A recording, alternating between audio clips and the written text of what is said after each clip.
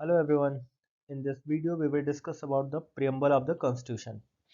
देखिए preamble से जो है यूपीएससी में डायरेक्टली और इनडायरेक्टली क्वेश्चन आए हुए हैं but preamble is more important for conceptual understanding क्योंकि preamble जो है ये ओवरऑल समरी है कॉन्स्टिट्यूशन की, तो इसीलिए हमको preamble को समझना और ज़्यादा इम्पॉर्टेंट हो जाता है। देखिए अगर आप इस टॉपिक से रिलेटेड नोट्स और प्रैक्टिस टेस्ट चाहिए तो आप डिस्क्रिप्शन बॉक्स में जाके वहाँ देख सकते हैं। Now let's start. अब हम इस टॉपिक में क्या क्या डिस्कस करेंगे, तो पहला की प्रियम्बल के क्या क्या कंपोनेंट हैं। सेकंड इज कि कीवर्ड क्या क्या है प्रियम्बल में, उनको हम देखेंगे। थर्ड इज कि क्या प्रियम्बल कॉन्स्टिट्यूशन का पार्ट है या नहीं है। और चौथा कि क्या प्रियम्बल को अमेंड किया जा सकता है कि नहीं किया जा सकता है। तो इन इन चीज़ों पे हम बात करेंगे। So let's start with the text of the preamble. अब as a UPSC aspirant you must have to memorise it. तो जो प्रियम्बल का टेक्स्ट है वो ये कहता है कि we the people of India have solemnly resolve to constitute India into sovereign socialist secular democratic and republic and to secure all its citizen justice, social, economic and political, liberty of thought, expression, belief, faith and worship, equality of status and opportunity, and to promote among them all fraternity, assure the dignity of individual and the unity and integrity of nation. In our Constitution Assembly, this 26th day of November 1949, do hereby adopt, enact and give to ourselves this Constitution. अब हम एक एक करके इन जो keywords हैं sovereign socialist secular democratic Republic justice liberty equality fraternity, इनको एक एक करके हम डिटेल में पढ़ेंगे। अब जो नेक्स्ट टॉपिक है कि प्रियम्बल के क्या कंपोनेंट क्या क्या हैं। तो जो पहला पहला कंपोनेंट है इसका कि ये सोर्स ऑफ अथॉरिटी क्या है प्रियम्बल की। तो प्रियम्बल में ये बताता है कि हमारे कॉन्स्टिट्यूशन जो पावर डिराइव करता है वो लोगों से करता है। तभी हमारे प्रियम्बल की जो टेक्स्ट की जो पहली लाइन है वो यही कहती है कि we the people of India. Second is की नेचर ऑफ इंडियन स्टेट, कि इंडियन स्टेट होना कैसा चाहिए, ये सोवरीन होना चाहिए, सोशलिस्ट सेक्युलर डेमोक्रेटिक और रिपब्लिक, ये हमारा नेचर होना चाहिए इंडियन स्टेट का। हमारे कॉन्स्टिट्यूशन का ऑब्जेक्टिव क्या है, तो ये लोगों में जस्टिस लिबर्टी इक्वालिटी और फ्रेटर्निटी को प्रमोट करना चाहिए। और जो चौथा कंपोनेंट है कि ये डेट ऑफ एडॉप्शन दिखाता है कि हमारा कॉन्स्टिट्यूशन नवंबर 26 1949 को एडॉप्ट किया गया था। तो ये हमने बात की प्रियम्बल प्रियम्बल के कंपोनेंट की। अब एक एक करके हम कीवर्ड्स को देखते हैं। तो जो पहला कीवर्ड है सोवरेन। अब सोवरेन का मतलब है India as a country is free to decide her own affairs, चाहे वो इंटरनल हो या external, and no authority is above than that. हालांकि जो इंडिया है, इंडिया में यूएन और कॉमनवेल्थ जैसी जो ऑर्गेनाइजेशन है उनका मेंबर भी है, लेकिन ये इंटरनेशनल ऑर्गेनाइजेशन जो है वो इंडिया के डिसीजन मेकिंग में इंटरफेयर नहीं कर सकते। इसीलिए हम इंडिया को एक सोवरेन कंट्री कह सकते हैं। Second is socialist. अब सोशलिस्ट का मतलब ये है कि इंडिया ने जो सोशलिज्म अपनाया हुआ है वो डेमोक्रेटिक सोशलिज्म है। और डेमोक्रेटिक सोशलिज्म मिक्स इकोनॉमी को प्रमोट करता है। मिक्स इकोनॉमी में जहाँ पे प्राइवेट सेक्टर और पब्लिक सेक्टर दोनों एक साथ कोएग्जिस्ट कर सकते हैं। And since marks is one of the important propounder of the socialism, और गांधी जी भी अपने थॉट में इंडियन सोसाइटी को बहुत ही महत्वपूर्ण स्थान देते हैं। इसीलिए जो नेचर ऑफ सोशलिज्म है इंडिया में, आप इंडियन के कॉन्स्टिट्यूशन में देखते हैं, वहाँ गांधी और मार्क्स मार्क्स के दोनों के थॉट को हम फॉलो करते हैं हमारा जो कॉन्स्टिट्यूशन है। थर्ड इज की सेक्युलर। अब हालांकि जो इंडिया ने सेक्युलरिज्म का कॉन्सेप्ट अपनाया है वो वेस्टर्न कंट्री से लिया हुआ है, बट ये बिल्कुल वैसे ही नहीं फॉलो करता है जैसे कि वेस्टर्न सेक्युलरिज्म है। तो हम वेस्टर्न सेक्युलरिज्म में और इंडियन सेक्युलरिज्म में क्या डिफरेंस है उसको देखते हैं। तो जो इंडियन सेक्युलरिज्म है वो सभी धर्मों को समान भाव से देखता है, सभी रिलीजन को same status same support provide करता है।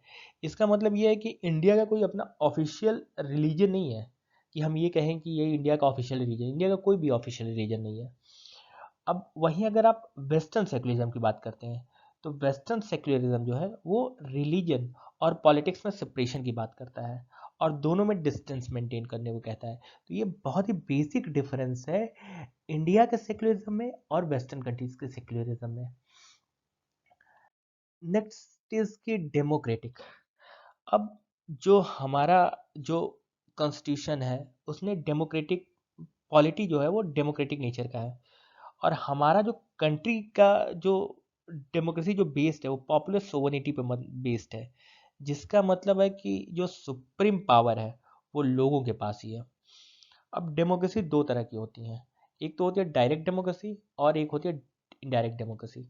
तो पहले हम डायरेक्ट डेमोक्रेसी को देखते हैं कि डायरेक्ट डेमोक्रेसी किसे कहते हैं। तो डायरेक्ट डेमोक्रेसी वो होती है जिसमें जहाँ पे लोग अपने पावर को खुद ही एक्सरसाइज करते हैं लॉ मेकिंग में, जैसे कि स्विट्जरलैंड में, या फिर जब अगर एंशिएंट इंडिया में आप जाएंगे तो सभा और समितियां आप पढ़ते हैं जहाँ पे लोग खुद वोट देते थे, खुद ही लॉ बनाते थे, तो वो अपने पावर को खुद ही एक्सरसाइज करते थे वहाँ पे। अब डायरेक्ट डेमोक्रेसी में जो चार डिवाइसेस हैं इनकी, तो पहला है referendum, second is initiative, third is recall and plebiscite. तो रेफरेंडम क्या होता है? अब रेफरेंडम ये होता है कि अगर किसी की कंट्री की पार्लियामेंट द्वारा कोई लॉ बनाया जाए और लोग डायरेक्ट वोट करके उस लॉ पे अपनी सहमति जताएं या असहमति जताएं, तो वो होता है रेफरेंडम कहलाता है।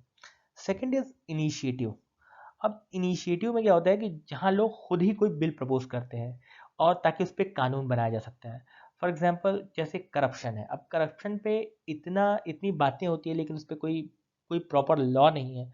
तो अगर लोग चाहें तो खुद बिल प्रपोज करें कि हाँ मतलब आप करप्शन पे पार्लियामेंट्रियन को दें कि आप इस पे एक लॉ बनाइए, तो ये इनिशिएटिव कहलाता है।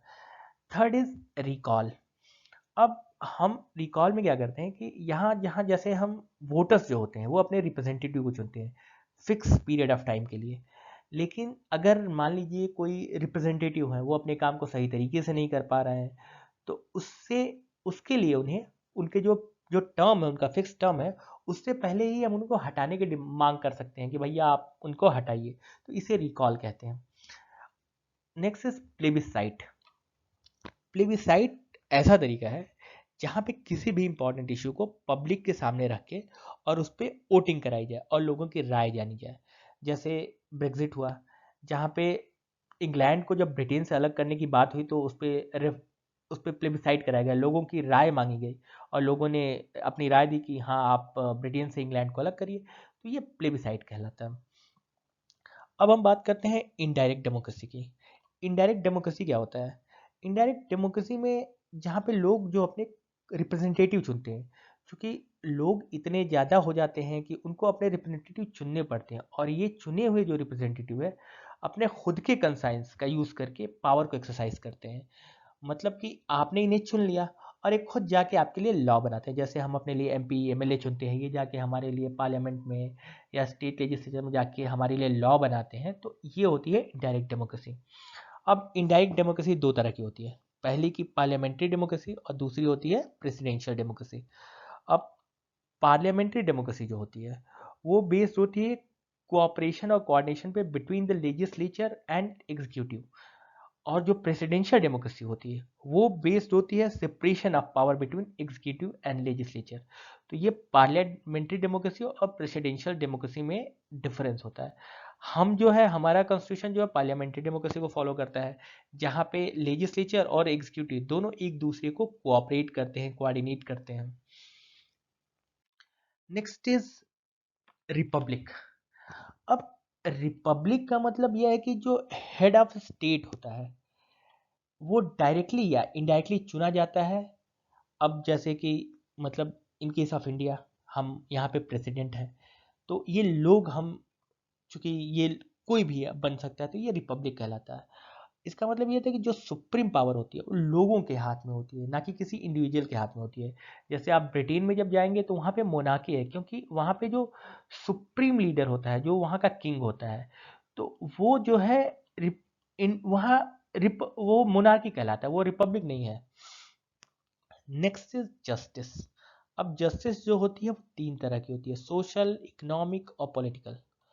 अब जो सोशल जस्टिस होता है इसका मतलब यह है कि लोगों को इक्वल ट्रीट किया जाए, बिना किसी सोशल डिस्क्रिमिनेशन के, जैसे कि कास्ट, क्रीड, सेक्स, रिलीजन, इससे कोई फर्क नहीं पड़ता कि कौन किस कास्ट का है, लोगों को इक्वल ट्रीटमेंट करना मिलना चाहिए।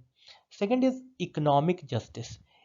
इकोनॉमिक जस्टिस का मतलब है कि जो लोगों के बीच इनइक्वालिटीज है बेस्ड ऑन इनकम, प्रॉपर्टी, उसको ख़त्म किया जाए। और पॉलिटिकल जस्टिस बात करता है कि लोगों के पास जो इक्वल पॉलिटिकल राइट होनी चाहिए, इक्वल वॉइस होनी चाहिए गवर्नमेंट मेकिंग में, तो ये कहलाते हैं जस्टिस। अब जो आइडिया ऑफ जस्टिस है, ये रशियन रेवोल्यूशन से लिया गया था। रशियन रेवोल्यूशन में ये टर्म बहुत फेमस हुए थे, जस्टिस। तो इसीलिए ये टर्म जो है हमारे कॉन्स्टिट्यूशन में ये इनकॉर्पोरेट किए गए रशियन रेवोल्यूशन से। Next is liberty. अब लिबर्टी यह दिखाता है कि लोगों को अपनी इंडिविजुअल पर्सनालिटी को डेवलप करने की पर्याप्त अपॉर्चुनिटी मिलनी चाहिए। जैसे कि हमारे कॉन्स्टिट्यूशन में 5 तरह की लिबर्टी की बात की गई है, जैसे liberty of thought, expression, belief, faith और वर्शिप। ये हम फंडामेंटल राइट के थ्रू ये लिबर्टी दी जाती है लोगों में। और ये जो लिबर्टी है वो फ्रेंच रेवोल्यूशन से लिया गया है। Next is equality. अब इक्वालिटी का मतलब यह है कि किसी भी सेक्शन ऑफ पीपल को सोसाइटी में स्पेशल प्रिविलेज नहीं मिलनी चाहिए, मतलब सबको इक्वल ट्रीटमेंट होनी चाहिए। और हमारे कॉन्स्टिट्यूशन में 2 तरह की इक्वालिटी की बात की गई है। पहला कि equality of status and opportunity, ये भी फ्रेंच रिवॉल्यूशन से लिया गया है वर्ड इक्वालिटी हमारे कॉन्स्टिट्यूशन में। Next is fraternity. फ्रेटर्निटी का मतलब है सेंस ऑफ ब्रदरहुड, मतलब कि हर एक नागरिक की ड्यूटी है कि वो लोगों में हार्मोनी और कॉमन ब्रदरहुड को प्रमोट करे। अब जो फ्रेटर्निटी है हमारे कॉन्स्टिट्यूशन में वो सिंगल सिटीजनशिप के थ्रू लोगों में मिलती है, कि चूंकि ये दिखाता है, इसीलिए सिंगल सिटीजनशिप दी गई है लोगों में, ताकि लोगों में एक कॉमन ब्रदरहुड बना रहे, एक सेंस ऑफ ब्रदरहुड बना रहा है लोगों के बीच। तो ये हमने डिस्कस किए सारे कीवर्ड्स। अब हम बात करते हैं कि क्या प्रियम्बल जो है वो कॉन्स्टिट्यूशन का पार्ट है कि नहीं। तो ये जब से ही प्रियम्बल बना, हमेशा से एक डिबेटेबल रहा कि क्या प्रियम्बल पार्ट कॉन्स्टिट्यूशन का पार्ट है या नहीं है। इसके लिए बहुत से जजमेंट आए। तो सबसे पहले बेरुबारी यूनियन केस 1960 में आता है। तो बेरुबारी केस में ने प्रियम्बल को बहुत इंपॉर्टेंट माना और कहा कि देखिए प्रियम्बल जो है ये कॉन्स्टिट्यूशन का इंपॉर्टेंट पार्ट है, और क्योंकि ये जो हमारे मेकर्स हैं, जो कॉन्स्टिट्यूशन मेकर्स हैं, उनके माइंड को दिखाता है। लेकिन इसने प्रियम्बल को कॉन्स्टिट्यूशन का पार्ट मानने से इनकार कर दिया। उसने कहा कि भैया देखिए कॉन्स्टिट्यूशन का ये पार्ट नहीं है, इंपॉर्टेंट है लेकिन ये पार्ट नहीं है कॉन्स्टिट्यूशन का। सेकेंड इज की केशवानंद भारती केस 1973। इसमें जो सुप्रीम कोर्ट ने जो पहले जो बेरुबारी केस में जो डिसीजन दिया गया था कि प्रियम्बल का पार्ट है कि नहीं है, उसने इस डिसीजन को अपहेल्ड किया और कहा कि देखिए प्रियम्बल जो है कॉन्स्टिट्यूशन का पार्ट है और एक इम्पॉर्टेंट पार्ट है। नेक्स्ट आता है LIC ऑफ इंडिया केस 1995।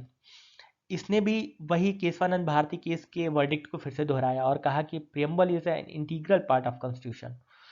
लेकिन 2 चीज़ें उसने नोटिस करने को कहा। पहला कि प्रियम्बल जो है neither a source nor a provision upon the legislature, और दूसरा इट इज़ नॉन जस्टिसेबल, मतलब कि ये इसको लेके आप कोर्ट में नहीं जा सकते कि। तो ये 3 केसेस जो आए ये बहुत इंपॉर्टेंट केस हो जाते हैं प्रियम्बल को ये बताने के लिए कि ये कॉन्स्टिट्यूशन का पार्ट है या नहीं है। तो इससे ये पता चला कि प्रियम्बल जो है वो कॉन्स्टिट्यूशन का पार्ट है। नेक्स्ट इसके क्या प्रियम्बल को अमेंड किया जा सकता है कि नहीं है। तो जैसे बेरुबारी केस ने प्रियम्बल को ये मानने से इनकार कर दिया कि प्रियम्बल का पार्ट है कि नहीं, सेम उसी तरीके से बेरुबारी केस ने ये भी मानने से इनकार कर दिया कि प्रियम्बल को अमेंड किया जा सकता है नहीं, क्योंकि प्रियम्बल का ये पार्ट ही नहीं है, इसलिए इसको आप अमेंड ही नहीं कर सकते। नेक्स्ट फिर केशवानंद भारती केस, उसमें उसने जजमेंट को फिर से अपहेल्ड किया और कहा कि देखिए प्रियम्बल जो है कॉन्स्टिट्यूशन का पार्ट है और आपको इसको अमेंड भी कर सकते हैं। लेकिन मतलब उसने एक इसमें एक कंडीशन रखी और कहा कि देखिए आप अमेंड कीजिए कॉन्स्टिट्यूशन को, लेकिन आप इसके बेसिक स्ट्रक्चर के साथ छेड़छाड़ मत कीजिए।